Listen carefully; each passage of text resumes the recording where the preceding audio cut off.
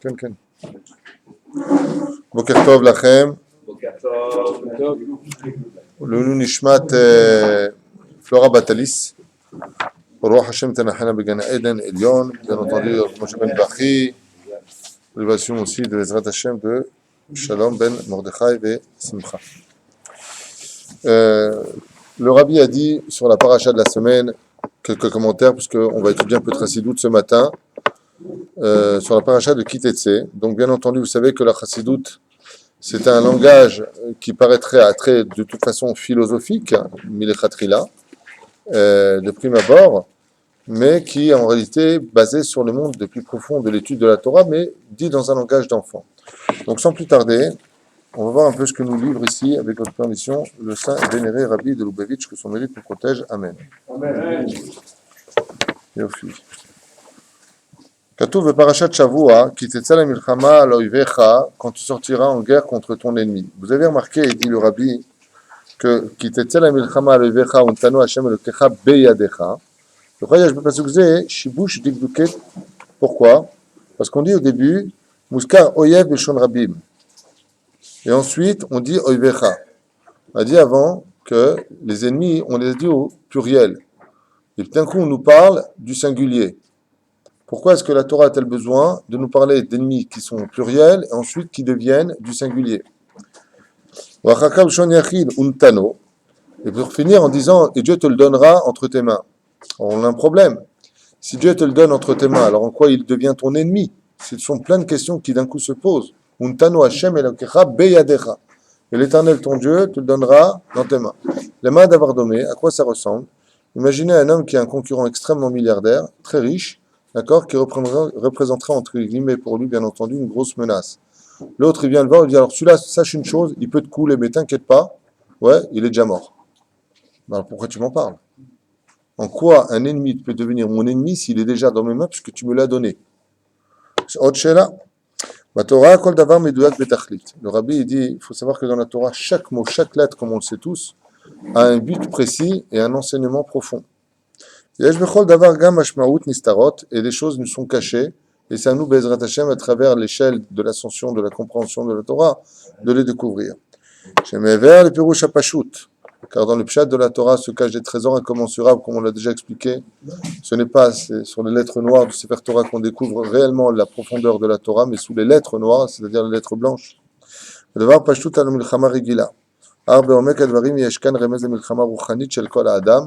Et bien entendu, ici, si je peux permettre cette réflexion, le rabbi remonte sur les rails du Zohar HaKadosh, puisqu'il dit qu'on ne parle pas de guerre réellement, de guerre réchoute, de guerre comme on pourrait les comprendre avec des tanks, des chars, une armée, mais on parle d'une guerre beaucoup plus sérieuse qu'on appelle la guerre spirituelle. Bamed Varim Amourim. Là, il va nous citer un beau chidouche, quelque chose de sympathique à étudier. Ezrat Hashem. Omer. Le juif a toujours deux ennemis face à lui. C'est pour ça que c'est toujours Beshon Rabim. Quelle espèce d'ennemi on pourrait avoir d'après vous? Ah, depuis quand le Yetzerov Tov, ça devient un ennemi? Fais tchouva. Dis non. Yetzeratov ou Bahaim, lo Yetzerov. En aucun cas, le Yetzeratov ne peut être l'ennemi de l'homme. Alors, ça peut être une réponse valable. Yetzerara et Umot Haolam, on est d'accord. Le rabbi, il dit Azov. Ça, c'est pour les enfants de Kita Aleph, de dire les Umot Haolam. Pourquoi? Parce que dans l'absolu, les nations du monde ne peuvent rien nous faire, absolument rien nous faire, si ce n'est pas nous qui leur donnons la possibilité de faire. Donc, Zelo Nachon. Il parle ici, Bamesh, de Ruchaniut et de Gashmiut. C'est vrai. De quelle façon?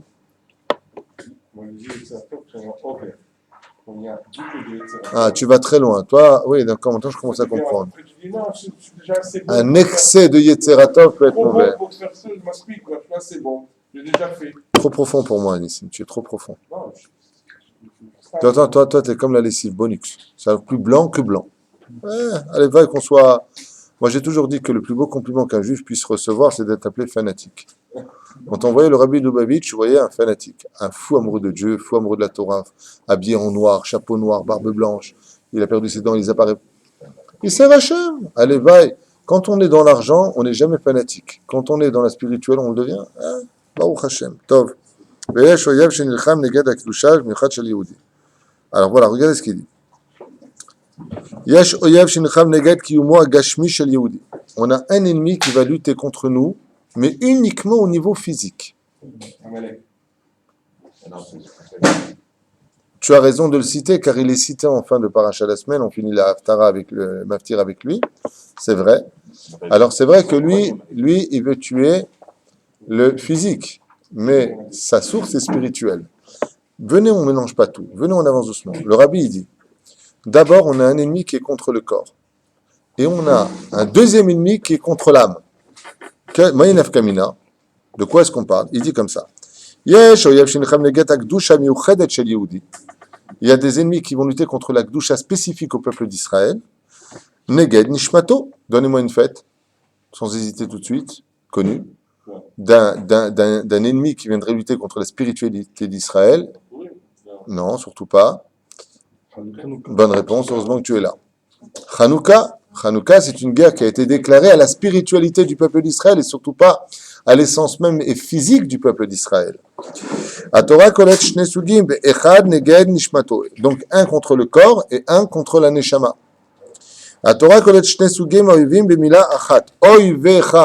Et c'est pour ça que c'est marqué ici, maintenant, ton ennemi. Et pourquoi c'est marqué ton ennemi d'après vous?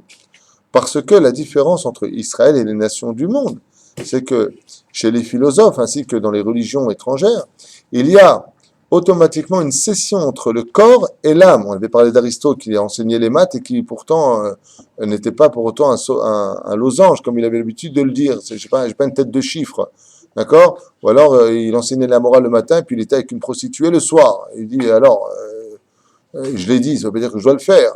Hein? Faites ce que je dis, mais ne soyez pas ce que je suis. Dans la Torah, c'est pas possible. Ou Aya Omer, il est automatiquement ce qu'il enseigne, sinon il ferait mieux de se taire. Donc il dit,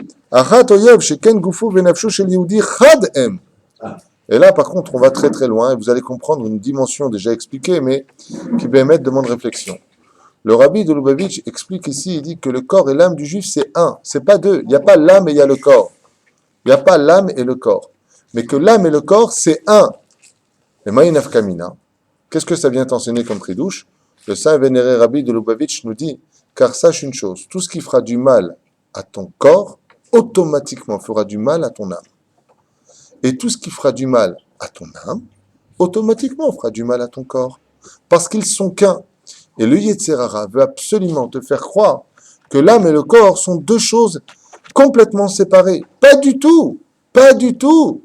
Et la preuve en est, la résurrection des morts en est une preuve formelle, puisque la résurrection des morts n'est rien d'autre que la résultante du salaire que l'homme prendra dans le monde futur, mais avec son corps et son âme, où là il découvrira qu'en réalité l'âme et le corps ne font qu'un. Et il dit, il a vu que l'homme, la vraie guerre de cette milchama dont on parle de la paracha de semaine, qui? Car quand tu sentiras en guerre contre quoi? Il dit, la guerre du Yetzer Hara, c'est de faire croire que l'âme c'est une chose et que le corps en est une autre. Il te dit pas du tout que l'âme et le corps sont introduits l'un dans l'autre et doivent devenir indissociables. Et on a un exemple formel dans la Torah. Regardez.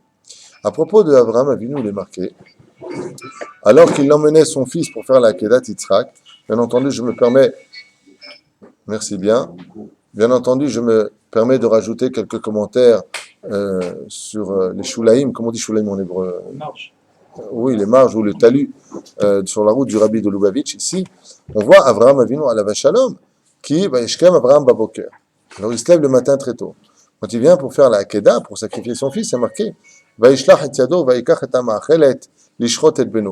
voici qu'il a pris sa main et qu'il a lancé pour prendre le couteau afin de sacrifier son fils. Mais c'est quand même curieux que la Torah ait besoin de nous dire qu'il a pris sa main pour prendre le couteau. On aurait pu penser quoi, une fraction de seconde qu'il a pris sa bouche ou son pied? Ça va pas. Et la main, exactement comme explique le rabbi ici. Il dit, voilà un vrai Oved Hashem. Avraham Avinu est un vrai Oved Hashem. C'est-à-dire qu'on sait que la pensée, c'est la Neshama. Mais on sait que le corps, lui, doit être assujetti à la pensée. Chez Avraham Avinu, sa main partait même avant que sa pensée ne pense. Ça veut dire avant que sa Neshama n'arrive. Vaishlach et Yado.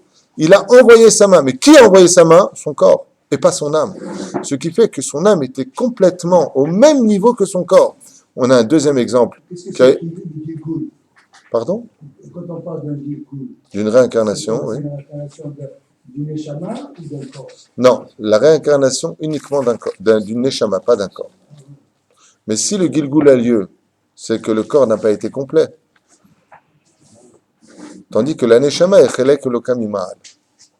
Mais on a un autre exemple flagrant de cette situation, c'est Moshe Rabbeinu. Quand vient l'ange de la mort, il ne sait pas faire la différence entre son corps et son âme, comme on l'avait déjà vu. D'accord? Donc on ne peut plus faire la différence entre l'un et l'autre. Il est obligé de couvrir son âme d'un tissu à l'image de notre corps qui couvre notre neshama, car si notre neshama se dévoilait de but en blanc face à un homme, il pourrait en mourir d'éblouissement.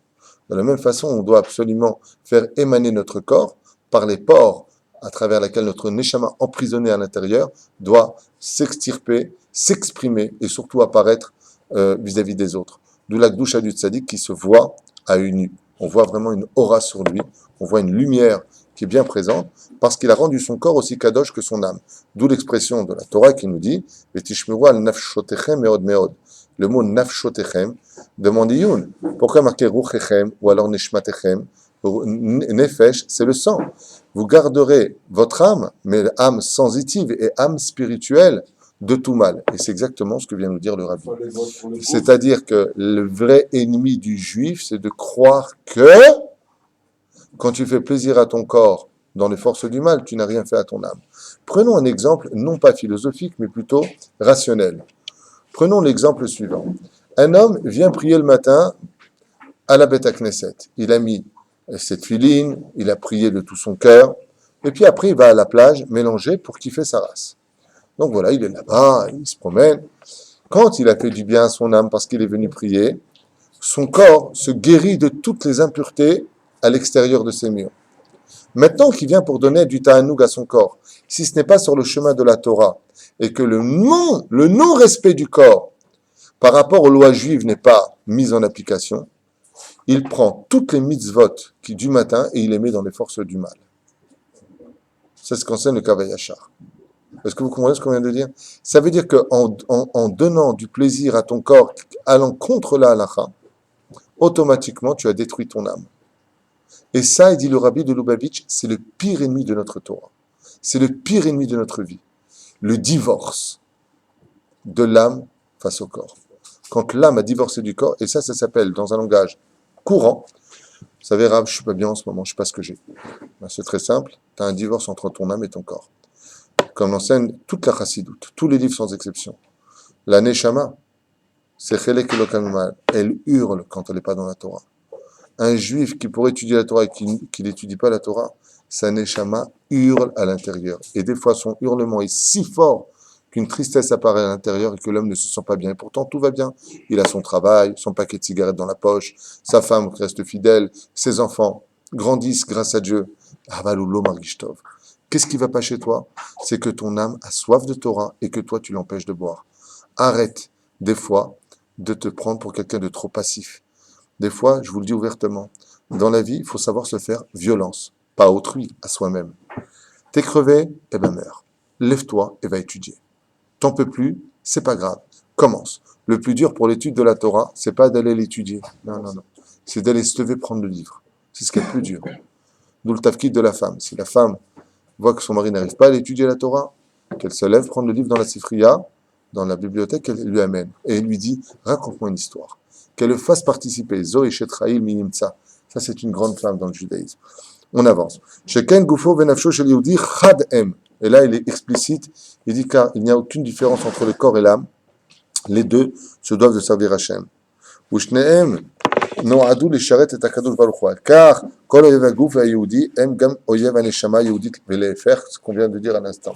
C'est pour ça que si une personne à la veille de Rosh Hashanah devait se poser la question, pourquoi Dieu m'a-t-il créé un bras? Pourquoi Dieu m'a-t-il créé une tête? Pourquoi Dieu m'a-t-il créé un corps? Pourquoi Dieu m'a créé tout cela? La réponse est marquée noir sur blanc dans nos livres de Moussa. Les yeux ont été étudiés. Vous savez pourquoi Dieu les a créés? Pas comme dit le Yetzer Hara chez les hommes. Qu'est-ce qu'ils disent les gens?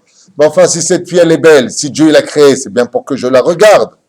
Bien sûr. Et si le mec il a oublié son porte-monnaie, c'est pour que tu lui voles. Mais de quoi tu parles? Les yeux, c'est marqué noir sur blanc. Je t'ai donné des yeux pour étudier ma Torah. Je te donnais des bras pour mettre tes tefilines. Il s'est passé une histoire à l'hôpital Soroka de Beersheba. À peu près une vingtaine, non, plus que ça, j'étais un étivot à l'époque, il y a peut-être 23 ans de cela. Une histoire qui a fait la une des journaux à l'époque, Yediot Acharonot, Ma'ariv, Alav Shalom, et bien d'autres journaux, d'un juif un petit peu, Baruch Haba Shimon, un juif un petit peu, vous savez, les meilleurs juifs sont ceux qui sont simples d'esprit avec Dieu. Faut pas être très intelligent quand on est face à la Torah et les mitzvot. Faut être tam. Dieu, il a dit, tu fais, c'est tout.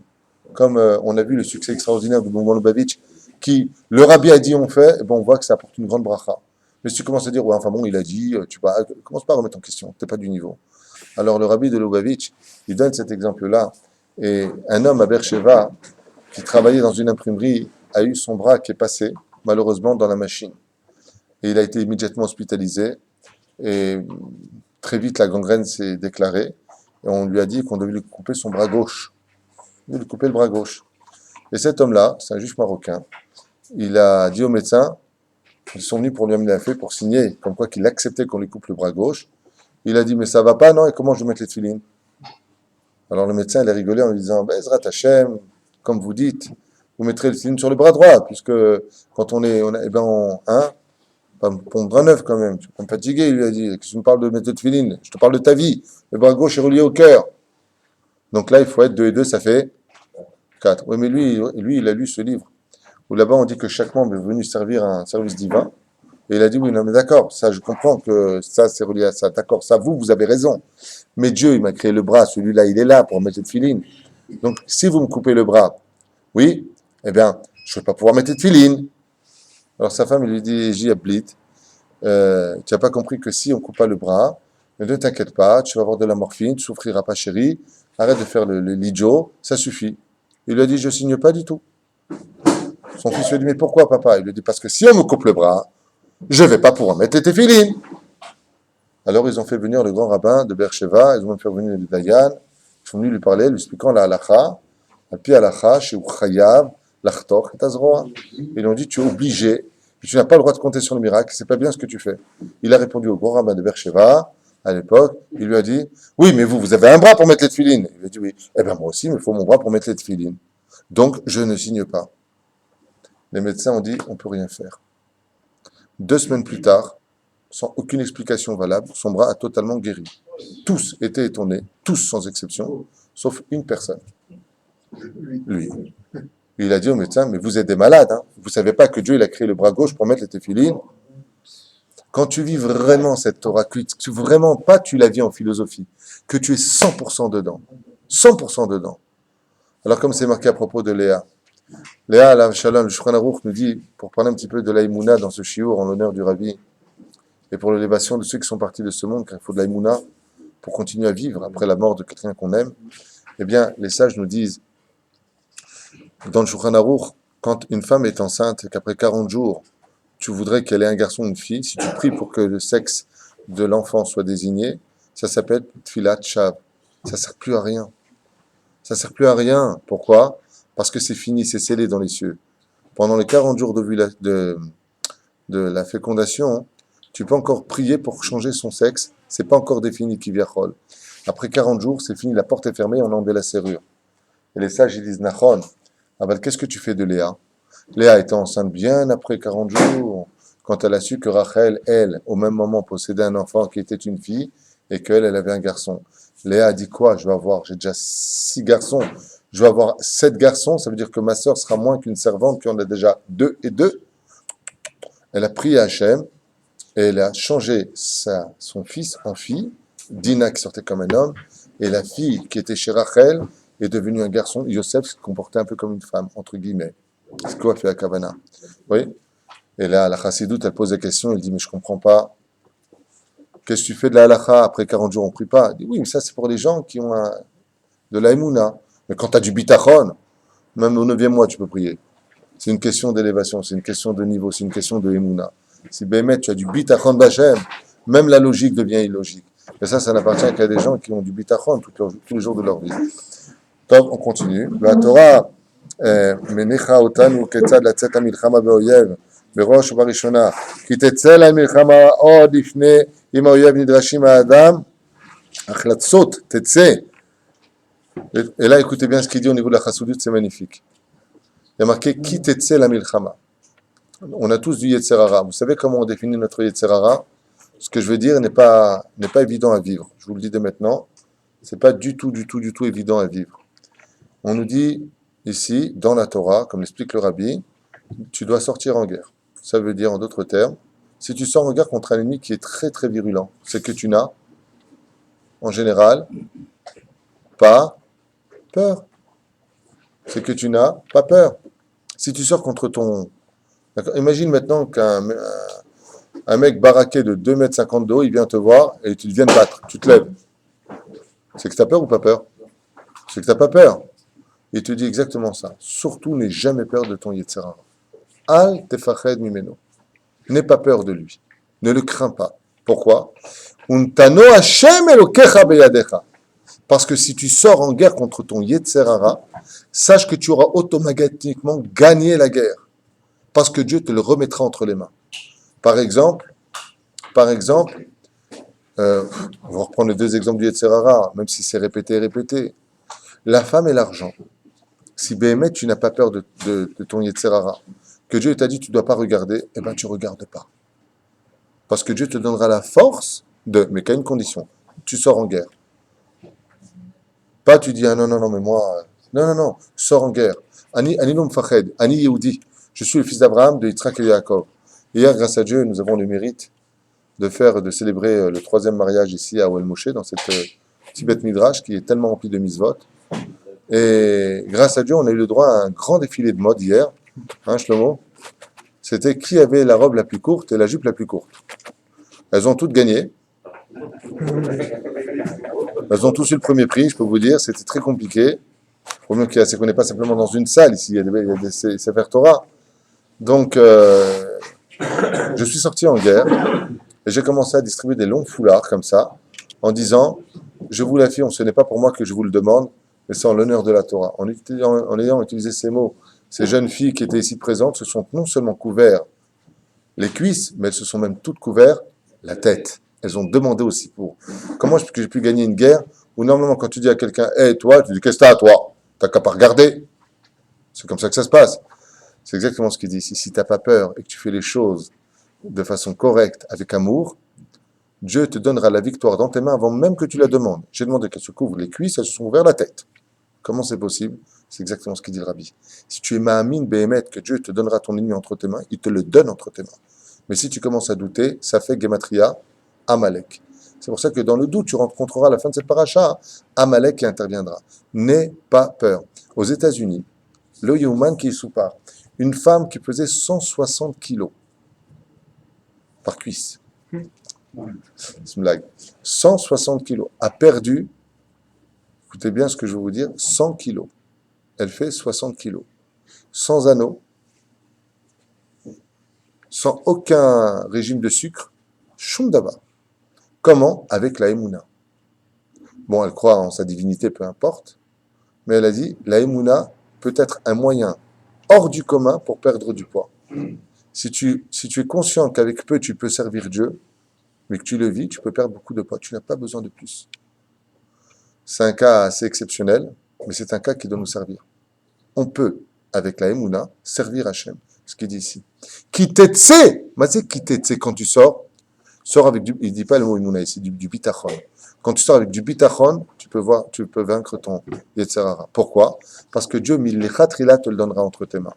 Ça ne veut pas dire que Chaz Veshalom, un homme n'a pas le droit de se mettre en danger face à l'Inavera. Tu n'as pas le droit d'aller provoquer les choses en disant, moi, j'ai pas peur. Non, tu n'as pas le droit de faire ça. Mais si la chose, elle vient, Al tefached, n'aie jamais peur. Parce que si tu as peur d'une chose, au niveau financier, au niveau maladie, au niveau du couple, au niveau de la vie, si tu as peur, c'est que tu n'as pas d'émouna. Si tu as de la crainte, c'est que tu ne crois pas en Dieu. Tu crois en un Dieu que tu t'es créé moralement. C'est ton copain. Mais Dieu, qu'est-ce qu'il peut faire? Le rabbi, il te dit pas du tout. Est-ce qu'un homme aurait pu penser une fraction de seconde avant que le rabbi n'apparaisse dans notre histoire, qu'un homme puisse ramener la terre entière à la Torah?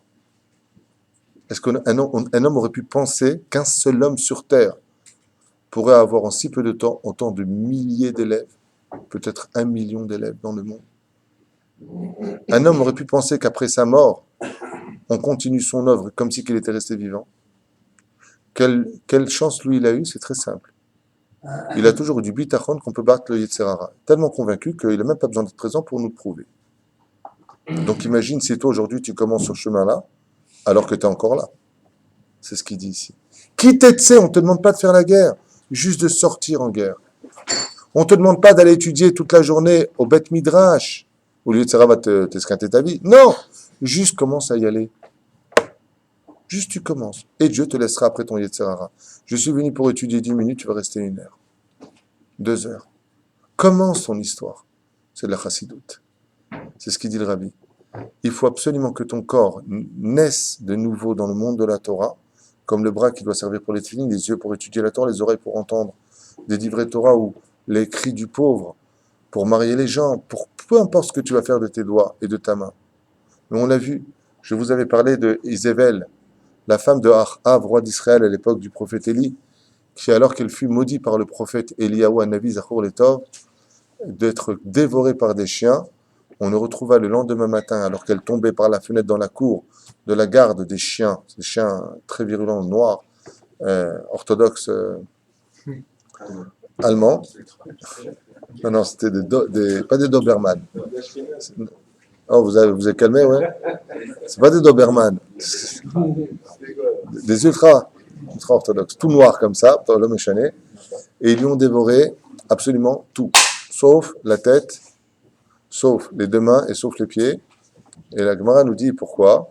Parce que comme elle donnait avec ces membres-là de la simcha au khatan et la kala, elle dansait devant eux quand ils venaient sous la choupa, ces membres-là se sont investis d'une spiritualité telle que son corps en a profité. Et c'est ce qu'il dit. Quand tu viens et que tu étudies la Torah, tout ton corps s'envahit de simcha. Tout ton corps renaît de nouveau. Vous avez remarqué que le Rav Amnon Yitzhak, pendant des décennies, grâce à Dieu, à chaque fois qu'une personne avait une maladie, il faisait un troc avec lui. Étudie la Torah et tu guériras ta maladie. Ah, tu veux dire que la Torah va guérir de la maladie? Qu'est-ce que tu fais des religieux qui étudient la Torah et qui sont malades? Il y a d'autres cheshbonot. Il y a des comptes qu'on n'a pas dans les mains. Des fois, même le tzaddik, comme on le verra en tournant la page si on y arrive, ouais, à propos du kérem et du sadé, de la vigne et du champ. Pourquoi on nous dit, quand tu mangeras, tu vas t'occuper de ta vigne et tu mangeras à satiété tes raisins? Pourquoi tu me parles de 2 choses? Parce que le champ et le kérem, ce serait pratiquement la même chose dans l'absolu. Le rabbi, il dit, je vous le dis dès maintenant parce que j'ai peur de ne pas arriver à la fin, le rabbi, il dit ici à propos de cela, il dit parce que le kérem, quand tu rentres dans une vigne, il y a l'abondance. Il y a le tzaddik qui va servir Hachem dans la joie de vivre. Lui, tu peux être certain qu'il va éviter de lui tous les problèmes de ce monde. Et il y a celui qui va travailler dans ce monde comme travailler dans un champ. Travailler dans les champs, par contre, c'est pas le même plaisir. Le champ, il n'y a pas d'ombre. Donc il va faire les misotes parce que c'est une obligation de les faire. Vélo yoter musée, pas plus que cela.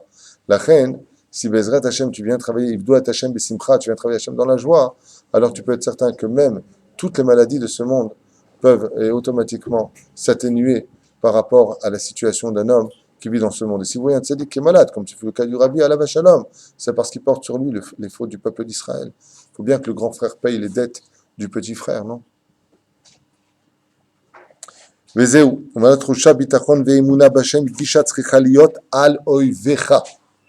pour ça que tout le bitachon, comme on est tous des ma'aminim bene ma'amilim, regardez comme c'est beau ce petit chidouche qui vaut un petit diamant comme ça dans nos oreilles. Le Rabbi il dit ici, en réalité, le bitachon, il ne doit pas être chez Dieu, il ne doit pas être mis vis-à-vis d'Hachem. C'est un chidouche, non? Tu ne dois pas avoir du bitachon vis-à-vis d'Hachem.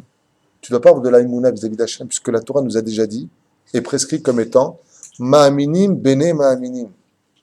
Je vous le dis dès maintenant, on peut vivre pour Dieu, on peut vivre contre Dieu, mais on ne peut pas vivre sans Dieu. Il n'y a pas de vrai athée dans l'histoire. Parce qu'un homme qui se met en colère va tout de suite parler avec le divin, on lui dit, mais t'es malade, pourquoi tu parles tout seul? Ouais, t'as raison, excuse-moi. Tu ne peux pas tricher avec ça. Tu peux dire au niveau philosophique, mais en toi, tu es une neshama qui sait qu'il y a un créateur du monde. N'importe quel imbécile sait que le monde ne s'est pas créé tout seul. Si une lettre est écrite et que tu dis à quelqu'un, le stylo est tombé, il a fait ça tout seul, il te dit, t'es débile. On sait très bien que le monde n'a plus parfait à ce point-là. Réfléchis un peu. D'accord? Eh bien, le rabbi, il te dit quelque chose de phénoménal. Takshivu tov rabotai. Il te dit, Le bitachon et la émouna ne doivent exister chez toi que dans un seul domaine, celui de savoir de façon consciente que tu peux vaincre ton Yetzer Hara. Tu es qui? Ton Yetzer Hara. Et si tu y arrives, il y a marqué ensuite,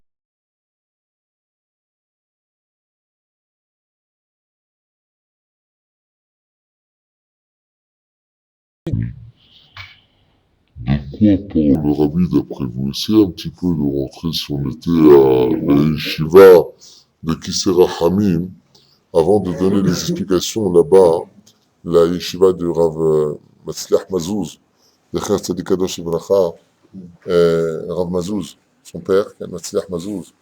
Là aujourd'hui, il y a Rabbi Meir Mazouz, qui est Posek Halacha à dire, on dit que c'est le numéro 2 en Torah dans le monde, Rabbi Meir Mazouz. Là-bas, on n'étudie pas avec des réponses directes. Par exemple, tu étudies, il met une feuille sur Rashi. Tu dois te mettre à la place de Rashi. Qu'est-ce qu'il aurait pu commenter ici? Après, tu enlèves et tu vois ta réponse. Pour voir si tu arrives à rentrer dans les chaussons de Rashi. D'accord? Alors écoutez bien. Ici, le rabbi il donne un très très beau chidouche, une fois de plus, un très gros diamant dans nos oreilles. Et il dit, quand tu iras te battre contre ton ennemi, donc j'ai nommé le Yetzer Hara, tu ramèneras l'otage. C'est qui l'otage? Bonne réponse pour d'autres sujets, non pour le rabbi. N'insiste pas. Qui? Tu te ramènes toi-même. Bonne réponse philosophique au niveau de la Kabbale, parce que c'est vrai que si je devais approfondir, c'est une façon de se ramener, car la Teshuvah, c'est revenir à la maison soi-même. Mais il y a la Teshuvah de l'âme et il n'y a pas la Teshuvah du corps. D'ailleurs, regardez les gens, quand ils ne sont pas dans le monde de la pratique des mitzvot, qu'est-ce qu'ils te disent?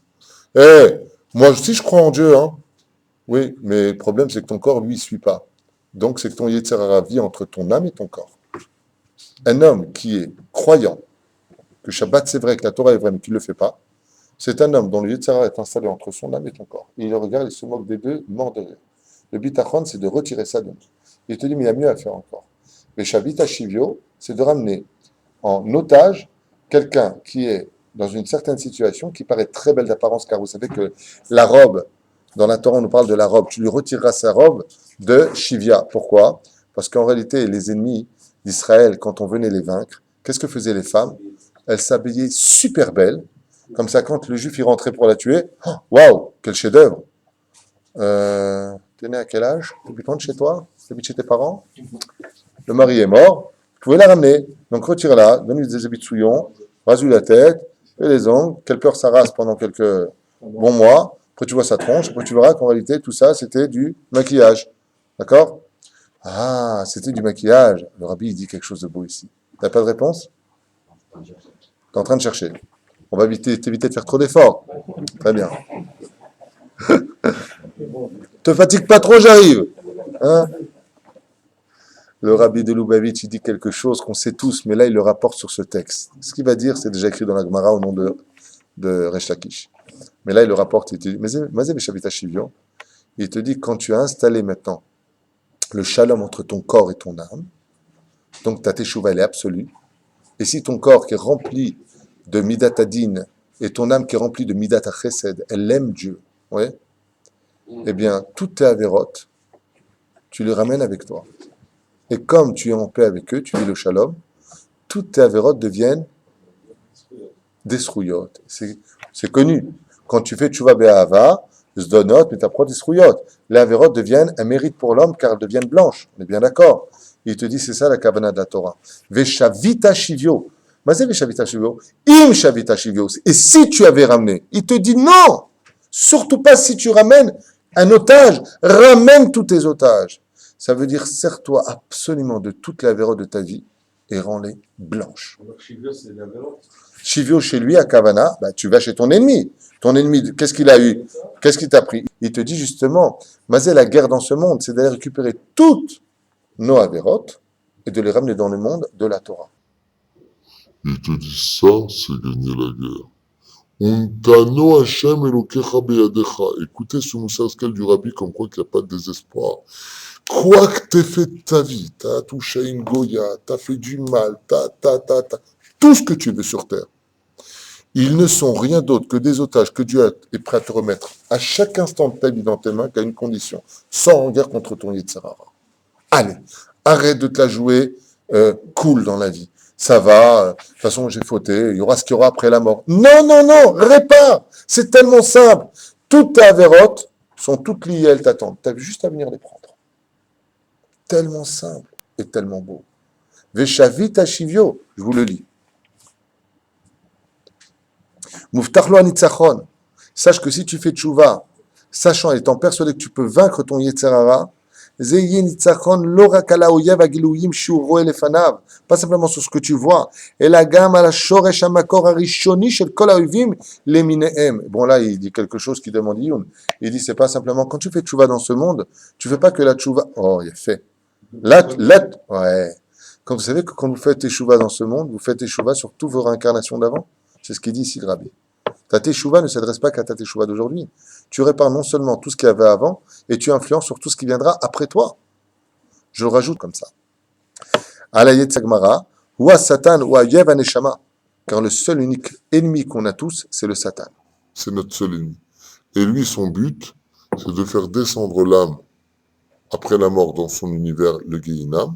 Donc pour cela, il te donne les plaisirs de ce monde tout de suite. Il va te chauffer à faire les avérotes. D'accord? Et il te dit, Veoua malach hamavet, ahuyev agouf. Et lui, à qui il va s'en prendre? Comme il sait qu'il ne peut pas trop faire de mal à l'aneshama, il va s'en prendre au corps. Donc il va donner constamment les plaisirs du corps. Donc il va s'habiller comme une belle femme, d'apparence, avec qui tu as envie de te marier. Et la Torah te dit, non, non, non, non, non, non. Attends, retire le maquillage de la Vera. Qu'est-ce que tu vas faire? Tu vas aller maintenant jusqu'à telle ville, Amsterdam, parce qu'aujourd'hui, il y a des gens, ils sont tellement tordus de l'esprit et qui vont jusqu'à Amsterdam pour les enterrements du mariage, la veille du mariage. Ils vont avec les copains à Amsterdam pour fumer les joints et bien entendu faire ce que vous connaissez. Ah, mais réfléchis un peu. Qu'est-ce qui va te rester de tout ça? Qu'est-ce que tu vas faire de ta vie après? Regarde ce que tu es en train de dire, regarde ce que tu es en train de détruire. Et après, qu'est-ce qui te reste? Les larmes pour pleurer. Chaval. Il te dit non, retire le maquillage du Yetzirah et tu verras qu'elle est très moche. La Vera, c'est très moche. Comme disent les Chachamim, Chaz Shalom, ce que je veux dire est très. Les sages nous disent, mieux vaut mourir que de décevoir sa vie, le créateur du monde. Mieux vaut ne pas vivre plus longtemps que de décevoir Hachem. Pourquoi? C'est un très haut niveau d'entendre une chose pareille, bien sûr, parce qu'on ne sait pas à qui on a affaire. Et quand on sait à qui on a affaire, excuse-moi, à ce point-là. Maintenant, voilà ce que je vous ai dit, il écrit. Yehudi shotzel milchama neged oyev mitoch hargasha itna be'etzem en koach sheachol amod neged atov sheneged hakdusha. Et là, il te dit, le problème qu'on a, c'est qu'on a toute notre vie estimé, le Yetzirara est sous-estimé la force de la Torah. C'est vrai. Je vous dis la vérité. Quelqu'un a un problème, il se met à pleurer. On lui dit, mais t'es fou, t'es un juif. Tu sais ce que c'est ta force, c'est la prière. Pourquoi tu pries pas? À quoi ça sert? Quand tu dis à quoi ça sert, parce que tu n'as pas été exaucé, oui, alors tu viens d'être installé dans un doute, est-ce que Dieu veut ma prière? Donc tu tombes dans le désespoir. Dieu t'a envoyé une paracha pour ça, va être Hanan. Moshe, the big boss, il a prié, il n'a pas été exaucé. Ça veut dire que lui, il ne croyait pas en Dieu. Dieu, il a ses comptes. Et si Moshe était rentré, ça aurait été la fin du peuple d'Israël, et si Moshe était rentré, alors tu as demandé des choses, et si ça s'était réalisé? Voilà, il y a une femme qui a prié pour que son fils se marie avec sa Akala. Elle a prié jour et nuit, jour et nuit, jour et nuit. Ils se sont mariés. Et ils vont dire, et après, mieux heureux, mieux aurait valu qui ne se marie pas. Oui, il y avait l'expérience, ami. C'est pour ça que je finis avec ta permission. C'est pour ça que, Bezrat Hashem, quand on demande quelque chose à Dieu, il est bon de finir avec la phrase, et si ce que je t'ai demandé n'est pas bon pour moi, toi qui sais l'avenir, alors ne m'accorde pas ma prière. Que Shem Shemar Chazova, d'accord? Oui. Il dit que la force, en fin de compte, du Yetzirator, elle est beaucoup plus forte que le Yetzirara. Oui, ça c'est très important de le retenir. C'est pas parce qu'on entend toujours que Sheva Parim Tzadik Veipol, c'est-à-dire que le Yetzirara, il est quand même beaucoup plus fort, parce que dès l'âge de 13 ans, on est tout seul, il est tout seul, lui, à vivre. C'est-à-dire que le Yetzirara, il est énormément. La Gemara répond à ça, écoute bien, c'est très important ce que tu es en train de dire, et je voudrais avancer, écoute bien. Il y a marqué dans la Gemara que le Yetzirara s'habille avec des habits de chassid ou des habits de rachat. Mais on a besoin de notre Yetzirara pour servir le bien. Je l'ai déjà expliqué dans la mitzvah de pour vous, l'homme et la femme, c'est pas Yetzirara, bah, tu vas plus vers elle. Je l'ai déjà expliqué dans le domaine du travail. Si tu n'as pas un petit peu la jalousie en toi, un chouïa de jalousie, un chouïa d'ambition, bah, pourquoi tu vas travailler? Si tu sais que Dieu t'amène toi à ta bouche, Donc, il n'y aurait plus de pain sur terre. Personne n'irait travailler. Oui, c'est-à-dire que tout ce que nous vivons est généré par notre Yetzer Hara, qui est en réalité notre Yetzer Tov. Mais dans quelle fonction? Je vais t'expliquer tout de suite. Quand tu as un problème de maladie, qu'est-ce que tu prends pour te guérir? Des cachets. Très bien. Quand un mec veut se suicider, qu'est-ce qu'il prend? Des...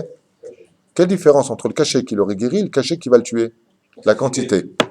C'est la dose, exactement. Quand tu sais mesurer la dose de ton Yetzer Hara, avec minution, il est Kulo Yetzer Tov. Excuse-moi pour ce que je veux dire, il est même plus que le Yetzer Tov. C'est quand tu ne contrôles plus la dose de ce que tu prends que tu peux en mourir. Le Yetzer Hara à grande dose, tu meurs. Mais il faut du Yetzer Hara sur terre. Parce que le mérite d'un homme de se lever le matin. Il est 4 heures du mat, j'ai des frissons, je claque dedans, je veux monter le son. D'accord? Il est 4 heures du matin. Si le mec il se lève sans aucun problème, c'est pas encore un Vedachem ça.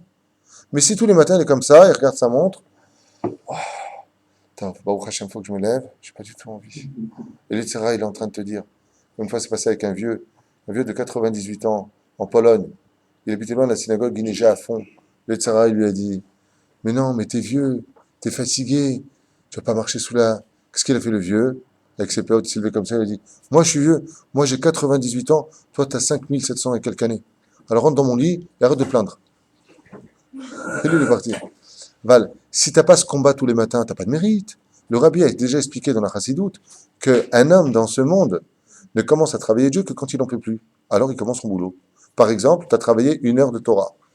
1 heure, c'est facile pour toi. 1 heure et 1 minute, c'est le Gehinam. 7 minutes, c'est tout ton travail.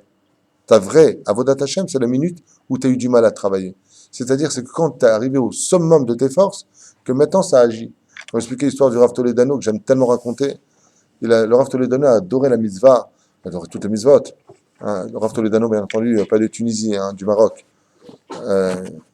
Il avait un jour reçu, comme ça, je vous racontais très brièvement cette histoire, il a reçu un Oréach, un Tunisien peut-être, ou je ne sais pas qui. Hein, c'était plaisanté. La personne lui a demandé l'hospitalisation. Enfin, l'hospitalité, c'est pas loin. Hein. Mais quand tu vas chez un rave, c'est une hospitalisation parce que tu ressors guéri. Hein. J'essaie de me rattraper. Il lui a demandé l'hospitalité. Bien entendu, le rave dit au contraire, faites à manger à ce monsieur. La rabbinite part faire à manger, tout ça. Puis 1 jour, 2 jours, 3 jours, 1 semaine, 2 semaines. 2 semaines et 1 jour. Et à ce moment-là, la rabbinite, elle vient vers son mari, elle lui dit, écoute, tu sais combien j'aime les mitzvot, tu sais combien je me travaille, tu sais combien je le sers, tu sais combien je... Aval bemet anigvar lo yachola yoter, je peux plus. Et son mari lui dit, qu'est-ce qu'il y a? Qu'est-ce qu'il y a? Il claque les portes à 4 heures du matin, il réveille les enfants, il est blata, il se sert directement, il n'a pas de retenue, il me parle directement, il me tutoie comme ça. Elle lui dit, je n'ai pas l'habitude, moi je viens d'une famille, on a du kavod, je peux pas. Son mari, il a pris sa femme dans les bras, il lui a dit, mais tu peux plus. Elle lui dit, je te jure, je peux plus. Tu me promets? Oui. Alors maintenant, tu commences seulement la vraie mitzvah de Achmasat Orché. Tant que tu pouvais, et il a raison. Quand tu viens, tu reçois des super amis. Alors tu veux pas venir manger, ça fait longtemps qu'on s'est pas vu. Kapara, fais-moi plaisir. C'est Orchim, ça. Ça, je me fais un kiff. Mohamed et Christian aussi, ils le font. Mais quand tu ouvres la porte, tu dis, ah! Gadal, Kadash, Rabbi je suis là, ça, c'est Achnasat Orchim. Ça, c'est les Shem Shamaim. Parce que tu peux pas le blairer, le mec. Ça, c'est Avodat Hashem. On revient juste pour fermer cette parenthèse. Et la suite, elle est belle, elle est là. Matzliach netzach lo rak et apituav. Ken? Achitzonim shel hara. Ela gam et shorshu ruchani. Tu viens jusqu'à la racine. Il y a un homme qui a réussi ça, et qui est remonté jusqu'à la racine de son Yetzer Hara, c'est Yaakov Avinu, qui va être béni par l'ange du mal, et qui va l'appeler Israël, le Shoresh. ולכן אומר הרב, עקר נאמר ונתנו השם בידיך, ונתנו לשון יחיד, שכן כאן כבר מדברים ונתנו, ולא נתנם, ונתננם. Dieu ne veut pas vous le donner. Pourquoi? Si ton corps et ton âme ont fait la paix, t'as enlevé ton Yetzer Hara, untano, l'âme et le corps sont pareils. C'est pour cela que seuls ceux qui se relèveront à Triat Amitim se remarieront avec leur âme. Vous avez compris, c'est quoi? Ceux qui ont vécu dans ce monde en parfaite harmonie entre le corps et l'âme. Lui, il a le monde futur. Puisque c'est quoi un divorce?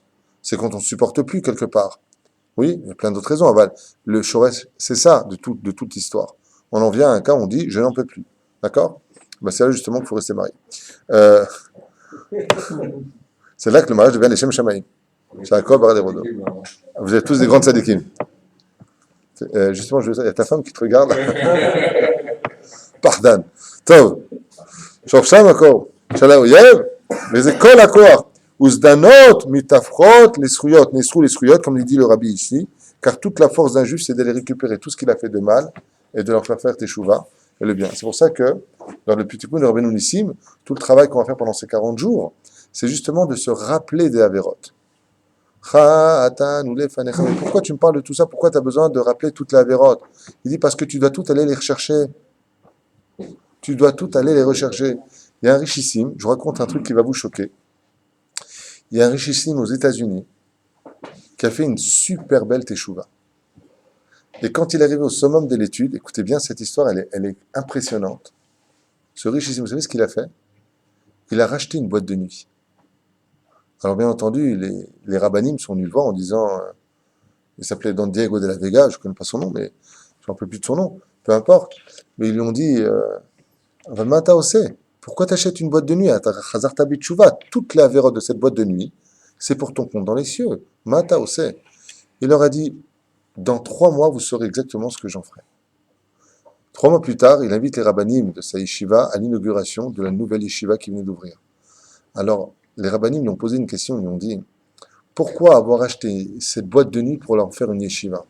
Il lui a dit, parce que toutes mes avérotes ont eu lieu là-bas. Et ce que je veux aujourd'hui, c'est récupérer toutes mes avérotes et les rendre blanches. L'endroit où j'ai dansé, l'endroit où j'ai dragué, l'endroit où j'ai fait le mal, l'endroit où j'ai... Aujourd'hui, je veux qu'on étudie la Torah là-bas. Je veux récupérer ce mal.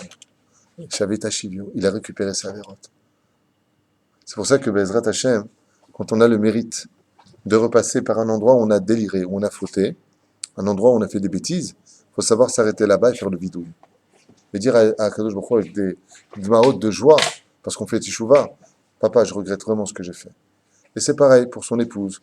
Si on a fait des fautes, enfin, il y a une histoire aussi qui s'est passée avec un chassid qui a déménagé, et puis 3 ans plus tard, il étudiait un livre, il a pris sa femme, il est parti se promener. Sa femme me dit, mais tu veux aller où comme ça? Il dit, viens, on marche là-bas. Attends, Midgaga, elle lui a dit, Midgaga, comment on dit Midgaga? Non, tu as Langui, là où on habitait avant. Et il lui a dit, voilà, on n'est pas le moins on y va. Alors il est arrivé jusqu'à l'endroit là-bas, et devant la porte cochère, ça se passe en Russie, devant une porte comme ça, la porte de leur maison, ouais, il a pris sa femme par les mains, il lui a dit, je te demande vraiment pardon, et merci d'être ma femme. Sa femme, elle lui a dit, oh, comme Shumael. J'aime pas du tout cette histoire. En russe, ouais, en russe. Nyekhorosho, elle lui a dit. Il dit pourquoi? Il lui a dit, pourquoi tu as besoin de m'emmener jusqu'ici pour me demander pardon, pour me dire Todaraba à la colle? Alors il lui a dit, non, parce qu'il y a 3 ans, avant qu'on déménage, je m'étais énervé contre toi et je t'ai humilié ici. Je te parlais mal ici. Alors je suis revenu à cet endroit-là pour sanctifier par la mitzvah l'endroit qui a été tamé par ma Avera. Revenir sur... C'est pour ça qu'on a tout le temps rendez-vous avec les mêmes parachutes. Si tu as parlé l'an dernier à Bereshit, à la synagogue, je te relance Bereshit. Est-ce que tu vas te taire? Et c'est ce qu'il dit le Hari Akadosh. La dernière semaine de Rosh Hashanah, le dimanche va réparer tous les dimanches de l'année. Le lundi viendra réparer tous les lundis de l'année. Vous savez ce que ça veut dire? Tu t'es pas levé les lundis pour le Sefer Torah. Mais le lundi de la dernière semaine qui précède Rosh Hashanah, tu te lèves, c'est comme si tu t'es levé tous les lundis où tu t'es pas levé. Reviens dans les mêmes circonstances, les mêmes conditions, mais qu'à une condition, que tu aies la force d'être persuadé en toi. Tu peux vaincre ton Yetzirah. Mais si tu pars depuis le début, comme disait une fois, j'ai posé la question à Rabbi Moshe Ederi, il m'avait dit de faire un truc et je lui ai dit, je vais essayer. Il m'a dit, reste à ta place. Rabbi Moshe Ederi, un jour, m'a demandé de faire quelque chose, une mitzvah qui n'était pas facile pour moi. Et je lui ai répondu, ok, je vais essayer. Il m'a dit, non mon fils, si c'est comme ça, alors restez à votre place. Je vous promets que c'est vrai. Je lui ai dit, Aval, si je ne fais pas, il m'a dit non. Quand on veut faire, où tu vas en gagnant, ou tu restes à ta place. C'est tout l'enseignement du rabbi. Le rabbi, il te dit, si tu viens avec le doute que tu vas vaincre ton etc., tu as perdu. Parce que le doute, c'est son domaine à lui. C'est spécialiste de mettre le doute chez les gens. Mais si tu vas en disant, je vais aller, je vais t'éclater ta tronche, parce que Dieu est avec moi, Ken, Lo ira ki ata imadi shiftecha mishantecha hemma yenahamuni, comme le dit le Teilim du roi David. Je n'ai pas peur de toi, etc. Parce que Dieu est avec moi. Je vais te vaincre. Comment ça, tu vas me vaincre? D'ailleurs, dans l'Aïdbo des doutes, très souvent, je dis moi-même, si je peux me permettre de me livrer un petit peu à vous aujourd'hui, quand je fais ma Aïdbo des doutes avec Hachem, je dis souvent à Hachem, Ribono Shel Olam, même si j'ai encore fauté, je suis tombé, j'ai pas ceci ou cela, je finirai par le vaincre. Je me bats, Hachem. Parce que ce qui compte, c'est pas de tomber, mais de se relever. Parce que si tu te relèves, c'est que tu penses encore pouvoir le vaincre. Et ça, c'est une preuve que tu peux y arriver. Donc, même si tu es tombé, n'aie pas peur de te relever et te dire, tu m'as eu cette fois-là, tu m'auras pas la prochaine fois. Et si ça se recommence, ça se renouvelle, des centaines de fois, bats-toi. Parce que tant que tu es vivant, comme je vais vous le dire et vous finir avec ça aujourd'hui, parce que maintenant l'heure est venue pour nous de nous quitter, sur les belles paroles du Rabbi de Lubavitch, que son mérite nous protège. Une fois, une personne m'a dit, vous savez, Rav Tutu, j'ai fait tellement d'avéra que moi, je suis sûr que je n'ai pas la possibilité de faire teshuva. Sauf si vous me donnez une seule preuve que Dieu m'attend encore, je fais teshuva tout de suite. Alors je lui ai répondu une phrase. Avec un sourire, je lui ai dit, la preuve, c'est que tu es encore vivant. Il m'a dit quoi? Je lui ai dit, la preuve, c'est que tu es encore vivant. Puisque le Zohar nous dit qu'on ne fait pas teshuva après la mort, on peut ou prendre le salaire si on a, ou prendre la punition si on a. Je lui ai dit, la preuve que tu es encore vivant est la preuve que Dieu t'attend. Parce qu'il y a marqué que Dieu n'a pas d'intérêt à prendre des gens qui sont les chèmes de ce monde. Parce que s'il te voit souffrir, il est malheureux. Un père qui va punir son fils, il le voit malheureux, il est malheureux. Je lui ai dit, la preuve qu'en est, tu es vivant, tu respires. Kol ha-neshamat alléluia, alléluia. Kol ha-neshimat alléluia, alléluia. Tant que tu respires, c'est que Dieu t'attend. Parce que si tu n'attendais plus, tu aurais pris tout de suite. Cet homme-là a fait tchouva, ce qui paraît Baruch Hashem, Zachinu, les tchouvato. Alors je lui ai dit, maintenant tu comprendras c'est quoi la force. Ce que tu as été, tu dois t'en servir pour servir le bien. Si tu as étudié, par exemple, des choses que tu ne veux pas étudier, certains aujourd'hui pour le service du bien, parce que l'ensemble de la création du monde, le bien et le mal, dans la connaissance de l'arbre du bien et du mal, à la création, servait Dieu. La force de la teshuva, c'est de reconcrétiser cet arbre du bien et du mal, seulement non plus au service du mal, mais au service du bien. Et ça s'appelle réussir sa vie. Et enfin, trouver l'harmonie du mariage entre son corps et son âme, qui est le sincère et réel problème de chaque juif dans ce monde. Ce mal-être que l'on vit à l'intérieur, ce divorce, on n'arrive plus à trouver le shlom bayit de notre existence en nous, parce qu'en réalité, quand on ne s'aime pas soi-même, quand on est divorcé, on n'a pas envie de parler avec les autres. On est inassociable, on ne croit plus en la lumière de la Torah, on vit dans un monde terrible, parce que le corps est attiré par la matérialité, l'âme par la spiritualité, et le Rabbi nous dit, et n'oublie pas un détail, c'est que toute l'histoire de la création du monde n'a été créée que pour une seule chose. Vasuli dira batartonim, faites-moi un appartement dans le monde d'en bas. C'est-à-dire que Dieu veut notre matérialité, seulement dans la bonne direction, servir Hachem. Un bel appartement pour mettre des bons livres de Torah, pour gâter son épouse, une belle chambre comme sa femme elle a besoin.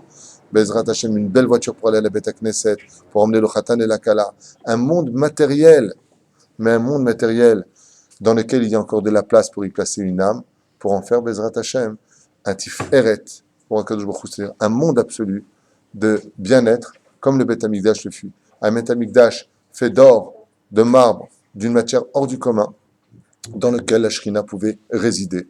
La matérialité absolue, avec la Neshama la plus absolue. Ça, c'est la différence entre un homme et un ange. Ça, c'est la différence entre un homme et un non-juif. Quand on est juif, c'est quand on est capable de vivre les deux. L'islam est totalement matérialiste, le christianisme est complètement spirituel, et nous sommes au centre. Le mariage des deux mondes dans la perfection absolue. C'est tout ce que nous autres, Massim Tovim, Srut Arabi,